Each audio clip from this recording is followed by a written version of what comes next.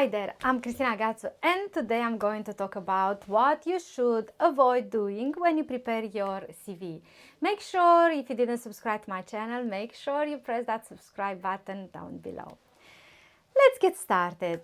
Avoid mentioning common skills like Microsoft package proficiency for Word, Excel and so on, if your knowledge is basic or if you are a beginner. Also, do not include that you know how to use an Outlook email. Come on, these days everyone should know how to use an email. In some industry, this is just the basic skills. Instead, try to incorporate Microsoft package skills if you are advanced or if your knowledge in the area is above the medium average.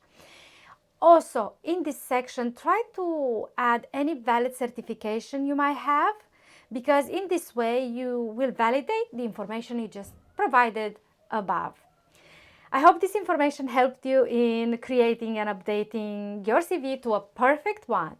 Now, if you have any comments, if you have any issues that you are struggling at this point in creating your CV, make sure you drop the comments or question in the below section.